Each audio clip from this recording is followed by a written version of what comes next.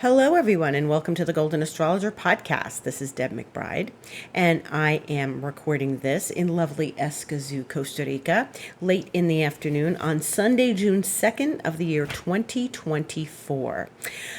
And we are in a very energetic week that we're going to be having this week. It's starting off highly energetic.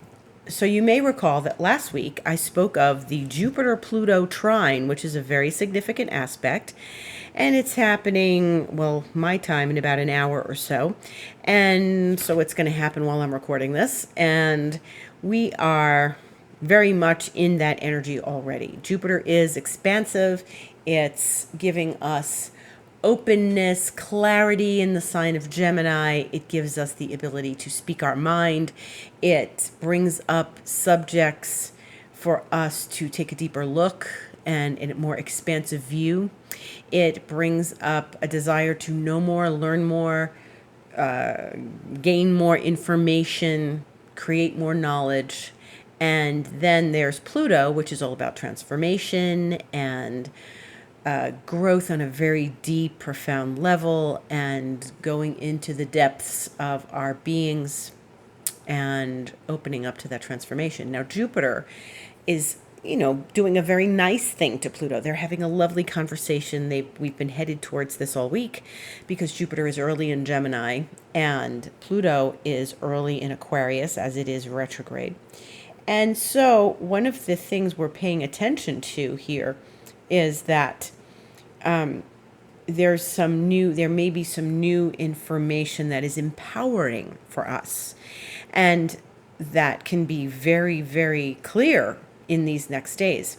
If you're studying something new, if you want to learn something new, if you want to open the door to something new, it's because Jupiter is in an air sign, Pluto's in an air sign. So these are times of intelligence and mindfulness and learning and mind expansion. So this is perfect to study meditation, to study new techniques of some sort of maybe healing, maybe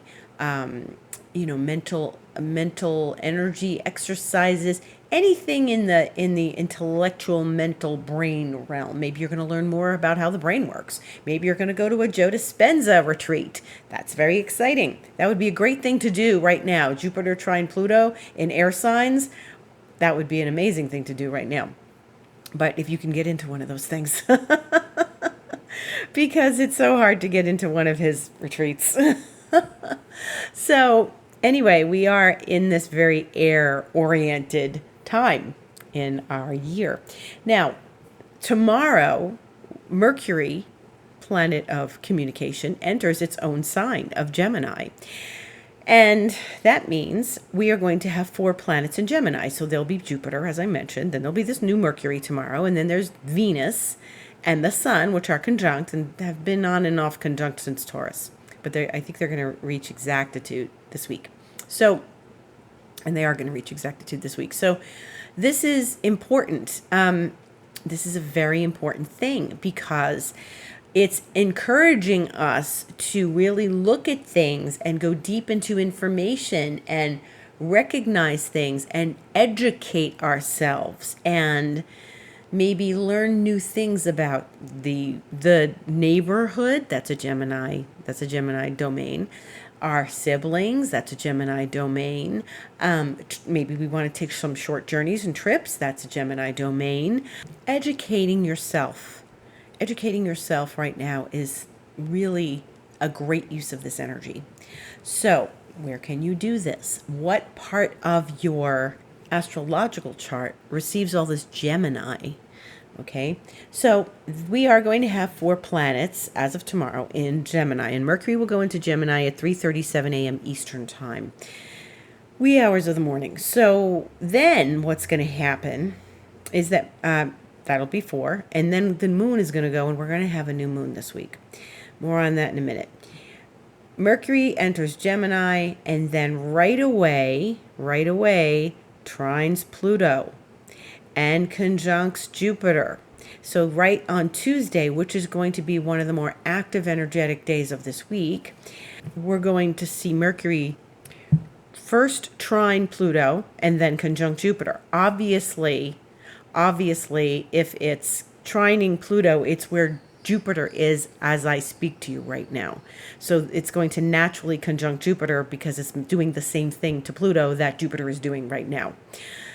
So Mercury will trine Pluto 2:12 a.m. Tuesday morning, the 4th. And then, this is all Eastern time, and then Mercury will conjunct Jupiter at 6:23 a.m. Eastern time, Tuesday the 4th. So only a few hours away from each other. This is very important. Mercury rules Gemini. Mercury is ruling the heavens right now, and a lot of energy is going in Mercury's direction. So Mercury's got to sort of field through all this energy, and it's going to be a very dynamic, intellectually stimulating, perhaps a little nerve-wracking day on Tuesday.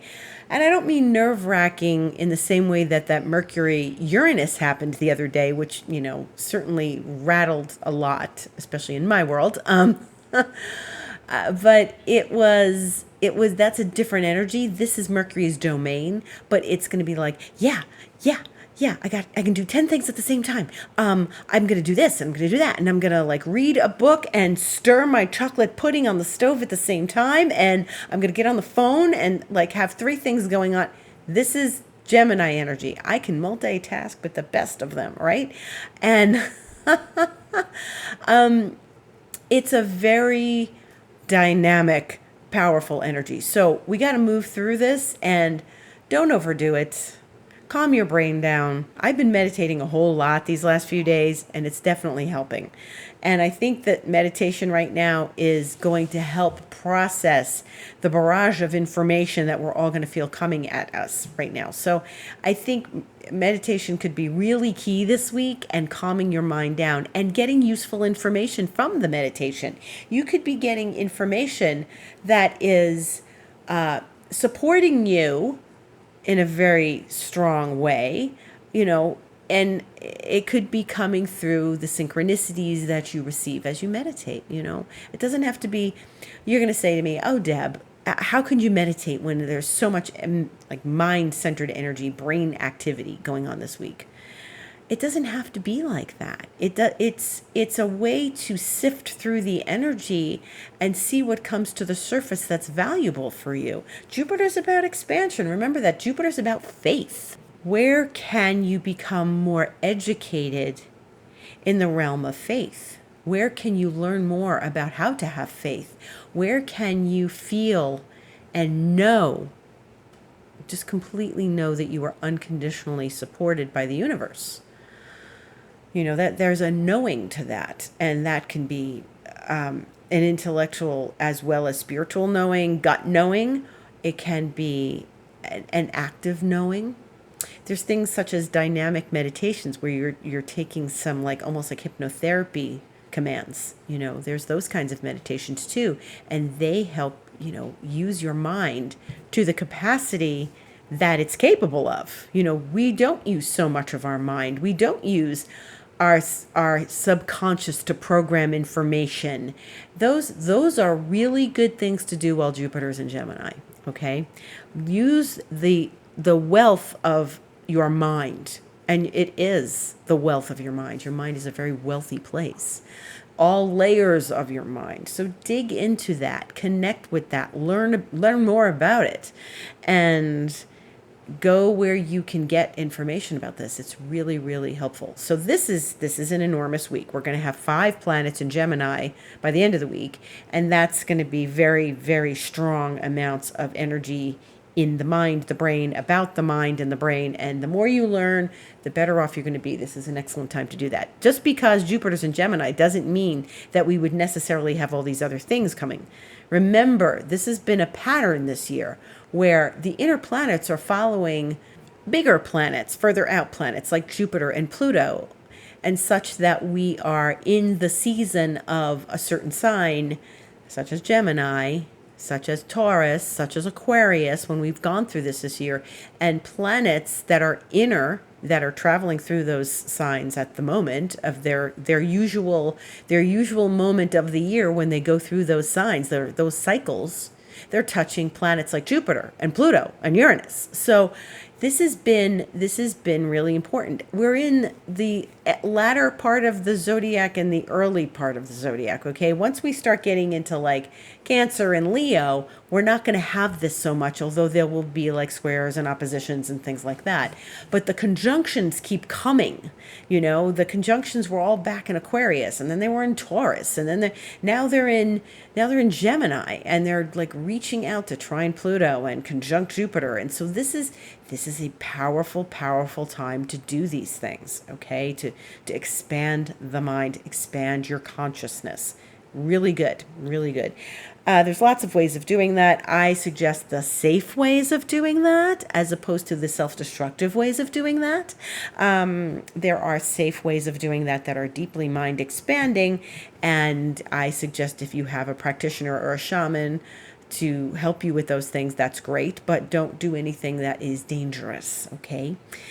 So Tuesday, we have Mercury trine Pluto, Mercury conjunct Jupiter, and the Sun conjunct Venus at 11:32 a.m. So this is all happening from the wee hours to the like noon time in the Eastern time zone.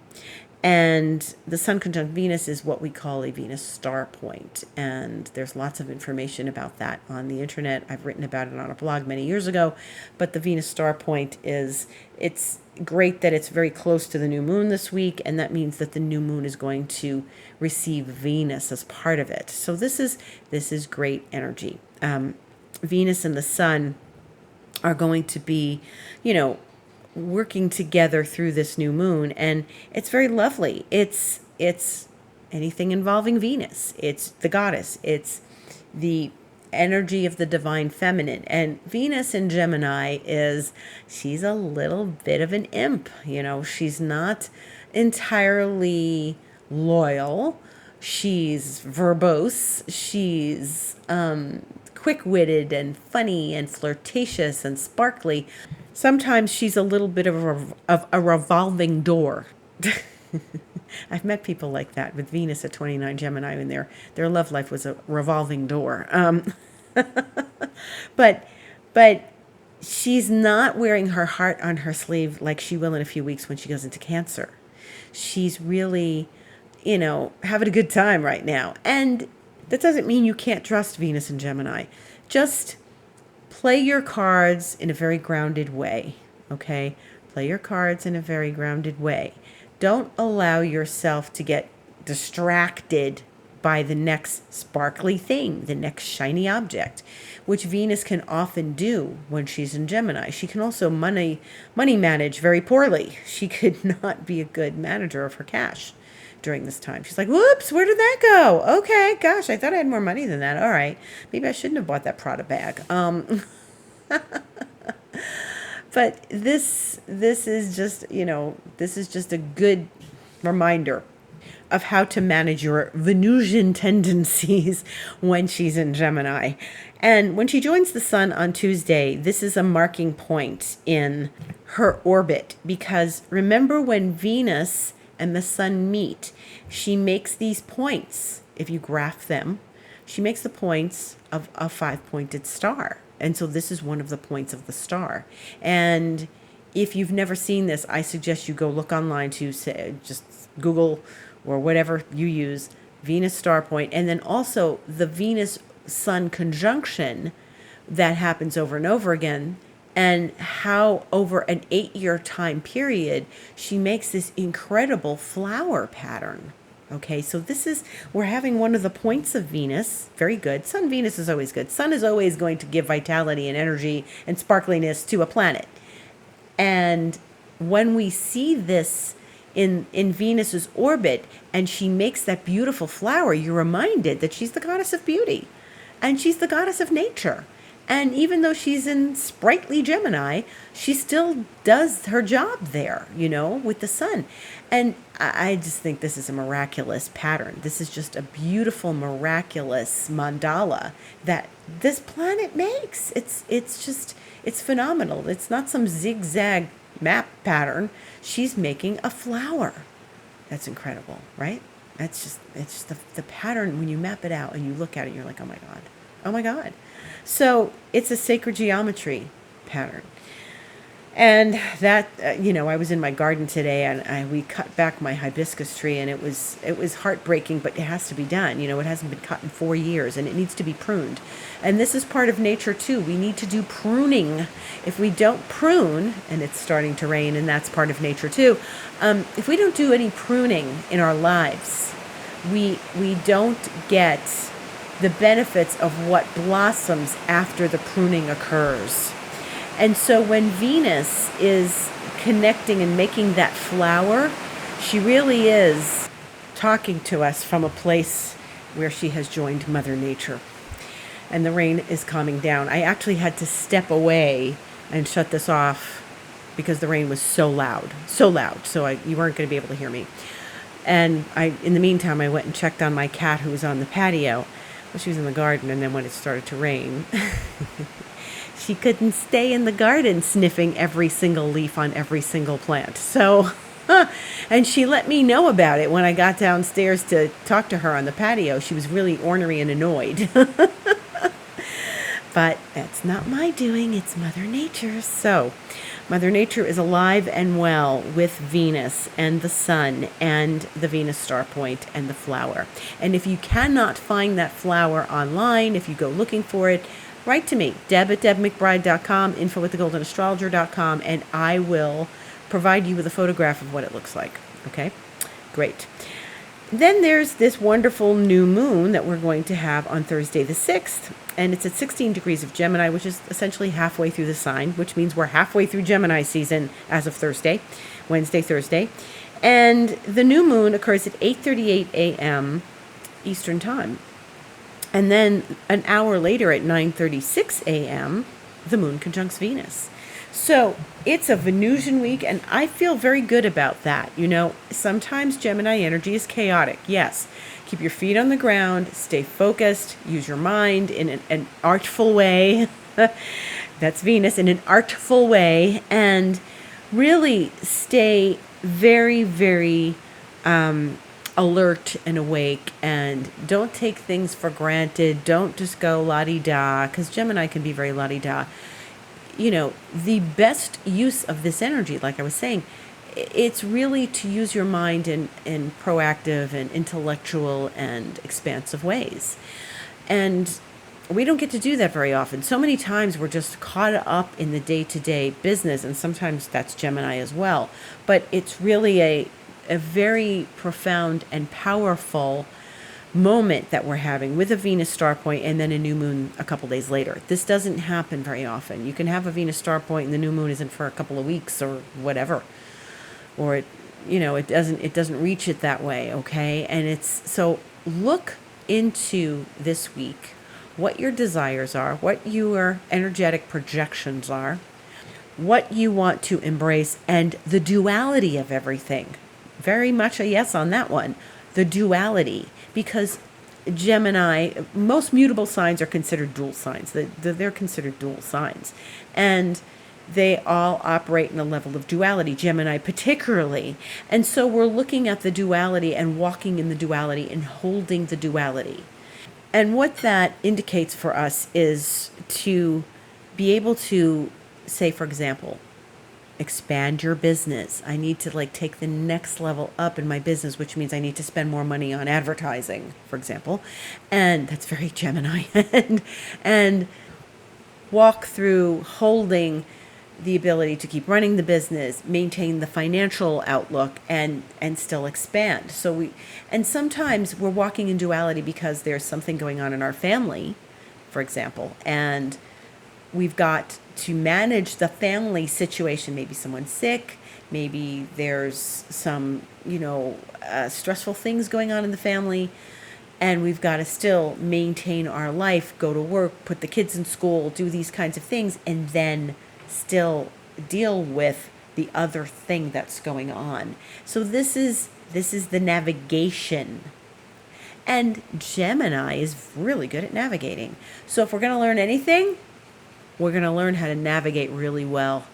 We're going to learn how to expand and navigate things in a way that is so much more profound than we could have imagined. And have faith, Jupiter, in our ability to navigate and hold the duality.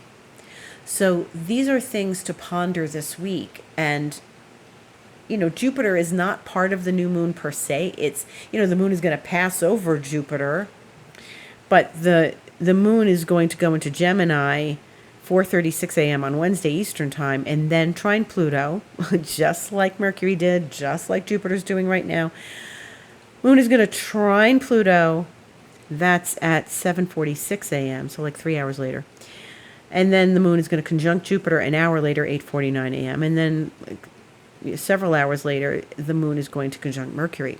So Mercury's already moving very quickly.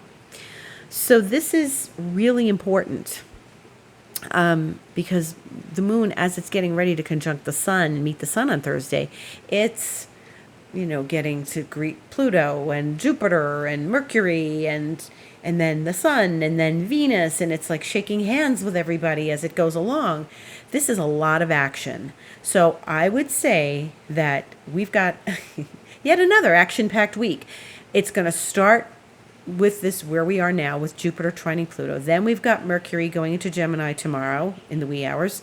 And, when we get up tomorrow morning in this region of the world, Mercury will already be in Gemini. And we're up and running. So the profound stuff you can learn this week, there's no limit, okay? You can really push yourself a little bit to learn things this week, learn to navigate. Maybe you're teaching one of your kids to drive, Maybe you're teaching them how to navigate the car and the navigation system in the car, Maybe you're moving to a new neighborhood and you've got to explore it. These are really good energies for those things. And so for the rest of us who are not doing those things, like I said, learn more, navigate more, hold duality more, and step it up to the next level. Step up your ability to hold duality and contain things at the next level, because that's what Jupiter brings us to. Jupiter is always going to the next level.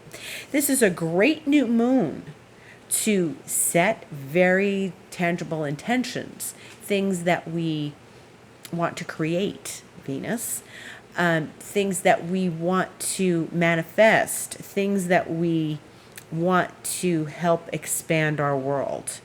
And so when you work with this energy this week, really do sit down and write. It's a good time to write, not just hold them in your head.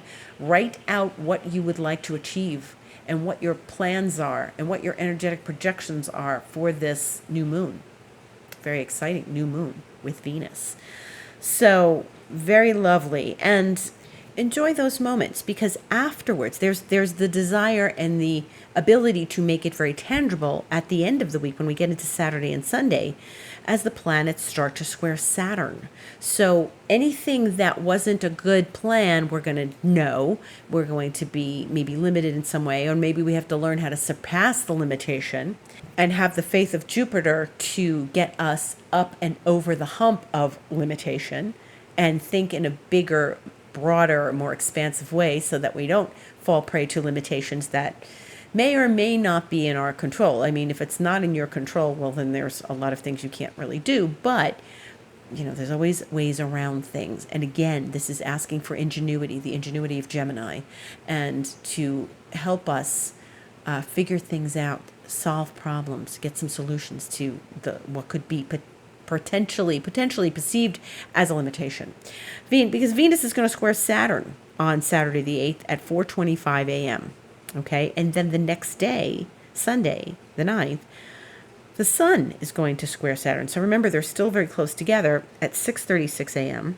So this is always a bit of a challenge. When we start squaring Saturn, we're like, okay, where am I limited? Where do I have to face some things that could be roadblocks, if I perceive them as roadblocks, or as I want to work with the roadblock and get through it and rise above it. That's all possible too. Remember that. Okay, we got Jupiter on our side here. In the non-Gemini world, we have Mars going into Taurus. So Mars is going to finally leave its own sign of Aries, and this is the last week it will be in Aries. Saturday the 8th, it's going to enter Taurus if you're in the Pacific time zone at 9:35 p.m. If you're in the Eastern time zone, it'll be 12:35 a.m. Sunday. And if you're way out in Australia, hi Australia, it's going to be Sunday during the day for you. that Mars will enter Taurus, and anything further east like that. So, Mars entering Taurus is not Mars's favorite place to be.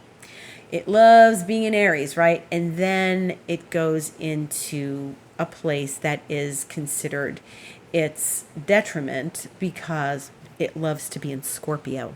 Okay, so there's two places, there's a bunch of places, but two of them are that where Mars does not want to be. Is one of them is Taurus because of Scorpio, because it was the traditional ruler of Scorpio.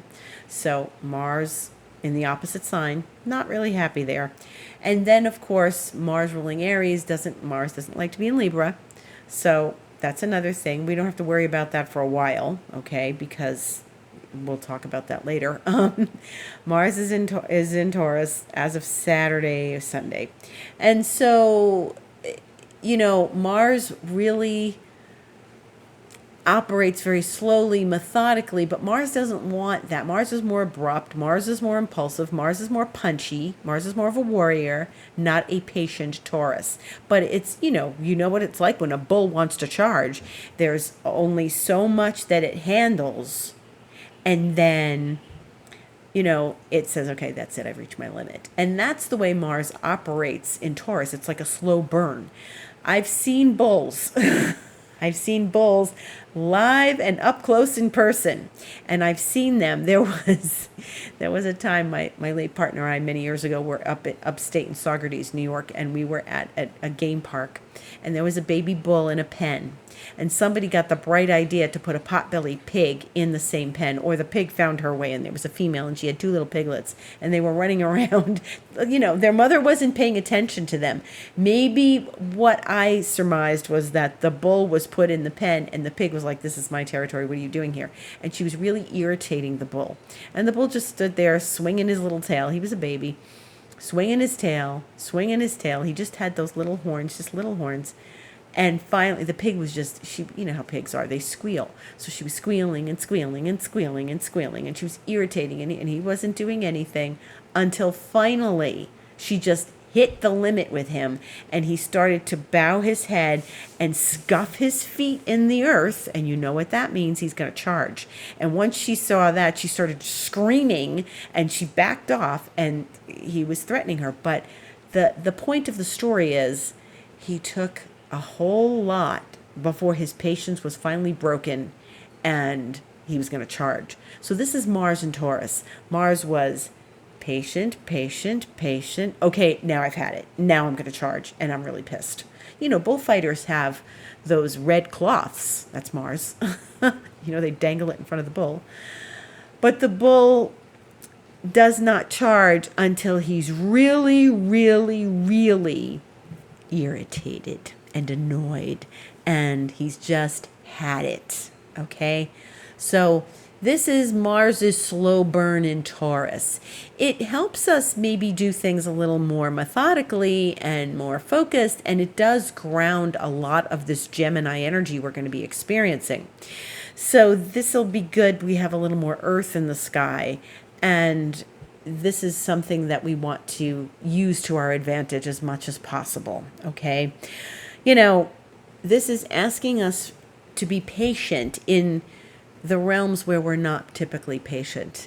And it's asking us to ground ourselves when we don't feel like being grounded, okay? Because all this Gemini energy is going to be like, all up in the air, and the mind and the brain and so I think this is a good passage because it requires us to keep our feet on the ground.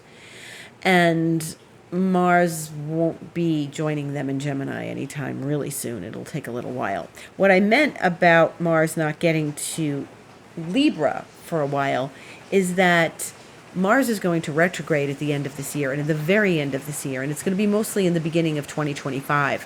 But it's going to get to Leo, and it's going to turn around in Leo. So we're going to have a lot of Mars action in Cancer and Leo. Now, it's only the early part of June, and Mars is going into Taurus. That means once it finishes with Taurus, it's going to go into Gemini and then go to Cancer, and we're going to have a long time of Mars in Cancer, another sign it does not love, because remember, it's exalted in Capricorn. So it's going to go into, step into Leo that it likes. It likes Leo because it's fiery, And pay attention, okay? I want you to listen carefully because Mars is going into Taurus, right? So what does that mean? It's in a fixed sign, and that means early next week, not this week, and we'll discuss this on next week's podcast as the rain comes again. Mars is going to square Pluto.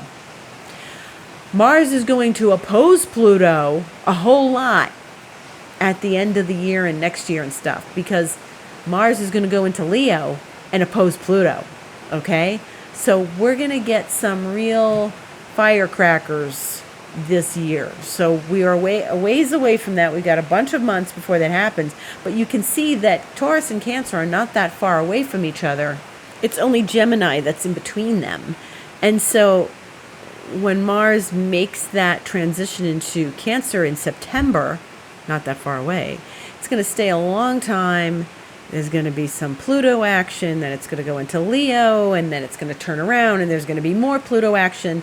So it's going to retrograde in early Leo. So this is the second half of the year, and we're going to get ready for that later. Not so much right now, but just the important thing to realize is look at next week. I'm going to talk about this more on next week's podcast.